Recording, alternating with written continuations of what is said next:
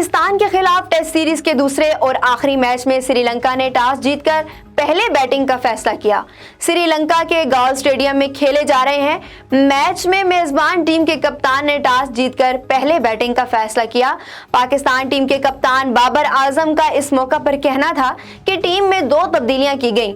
अजहर अली की जगह फवाद आलम को टीम में शामिल किया गया, जबकि इंजर्ड शाहीन शाह अफरीदी की जगह नोमान अली प्लेइंग 11 में शामिल हुए। पाकिस्तान के अरशद नदीम वर्ल्ड एथलेटिक्स में मेडल ना जीत सके।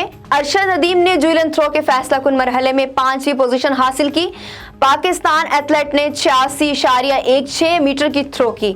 यह अरशद नदीम के इस सीजन में बेहतरीन थ्रो भी है। इसके कबल अरशद नदीम ने मेडल की दौड़ में शामिल होने के लिए फाइनल के फैसला कुन मरहले में जगह बनाई थी। अरशद नदीम ने पहले मरहले की तीसरी बारी में 82.05 मीटर की थ्रो की थी। इंग्लैंड क्रिकेट बोर्ड का 4 रुकनी सिक्योरिटी वफ्द पाकिस्तान में सिक्योरिटी सूरत हाल का जायजा लेने के बाद वापस रवाना हो गया। वफ्द ने इस्लामाबाद, कराची, लाहौर और मुल्तान के 4 वेन्यूज का दौरा किया। वफ्द ने पाकिस्तान में इंतजामात को इत्मीनान बख्श करार दिया।